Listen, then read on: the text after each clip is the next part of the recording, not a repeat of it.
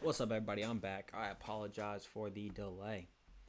Had some family stuff I had to attend to, but I'm back, making sure I'm taking care of y'all after I ended up taking care of my family, so everything's good. But anyway, this episode is now going to be on sessions. What sessions are trading hours within a specific time frame where the stock exchanges of that area, that place, whether it's London, Asia, or New York, are actively facilitating the buying and selling of securities, which shows that there's a whole lot more volume than the rest of the times in the market. So, like I just said, it's separated into three peak activity sessions, and with the regions Asia, European, and North American, which are referred to as Tokyo as Asia, London, and New York sessions. So as you can see, this is the time frame with for each of those sessions. All the sessions are is times, like I said, at times that the market's open that have the most activity, the most volume, the most buying and selling, which I'll show you on the stock market just to make sure that y'all understand what I'm getting at. So according to the Eastern time zone, these are the sessions time zones. We have New York AM, New York lunch, and New York PM. It's split into three. It is also the very largest session time frame. Normally, you wouldn't trade lunch because it's a lot more unpredictable than New York AM and New York PM. A lot less volatility, a lot less volume in it, but still volume. You can still trade it. It's just a little more risky than New York AM and New York PM is. But New York AM is 9:30 a.m. to 12. New York lunch is 12 to 1:30. New York PM is 1:30 to 4. Asia is 8 to 12 a.m. and London's 2 a.m. to 5 a.m. You can trade all these sessions. You can make money in all these sessions. You can also lose it. Don't forget that. You can also lose money in all these sessions. But these are the time frames when the market is open that area is actively trading. Asia is actively trading from 8 to 12. London's actively trading from 2 to 5. So that's where you see the volume spike in the market. So let me go to the actual stock market and show y'all what I'm talking about. I have an indicator. Like I said, indicators are just to help you make your life easier.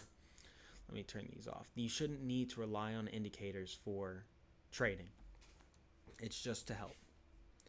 All right, so what I'm getting at is you can see right here the market opened today at 9:30 New York time, and this is, as you can see, the New York AM session from 9:30 all the way till 12, right there.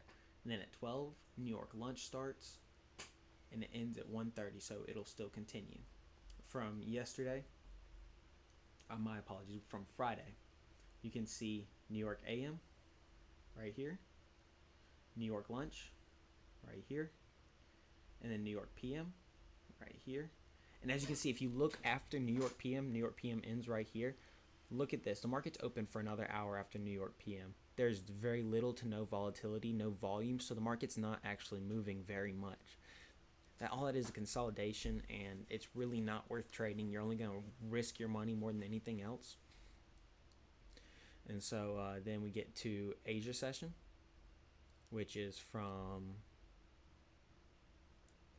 what I say, was it 8, 10, one or the other? 8 o'clock? Yeah, 8 o'clock. My apologies. 8 o'clock to midnight, and you can see where it has Asia's a little less volume. London has more volume than Asia does, and New York has the most volume. But London starts at 2, ends at 5. So those are just the different sessions. It's short, sweet, to the point. The market has generally 3 sessions. New York AM session, or New York is split into 3: New York AM, New York lunch, and New York PM. And that's literally the best times to trade in the market. So as you can see, New York AM, we're in New York lunch, and just waiting for New York lunch to continue. Then you'll see New York PM in dark blue, and then you'll see nothing, which there's no session at this time. Sometimes it has a little volatility, sometimes it doesn't. See, there's no session right here, and you can see how little it actually moves. Asia's up, down, up, down, up, down, up, down. And London, you can see a ginormous move. You can see all that volume, all that volatility, all them trade opportunities in that. So you can see right here after New York PM, there's really not much movement. There is some. You still can trade it. It's just, is it worth the risk? You got to ask yourself, is the risk to reward ratio okay? Is it worth trading? Just make sure you ask yourself that before you trade during a time that's not a session. And that's all it is. And as you can see, this baby blue line, I have it marked out as midnight open, which is when, technically speaking, the algorithm of the market starts.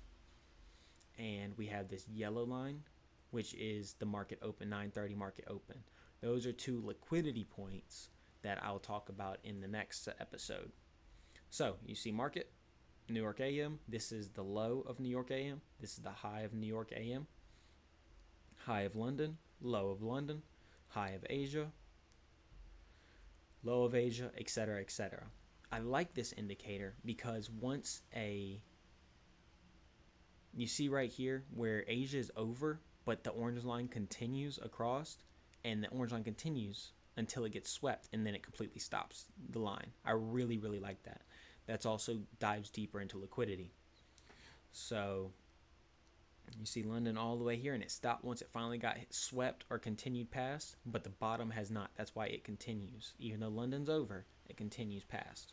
I really like that. I'll show you a reason why when we go over liquidity. We're going to have liquidity as the next 2, maybe even 3 videos, just to break it down to help you understand it.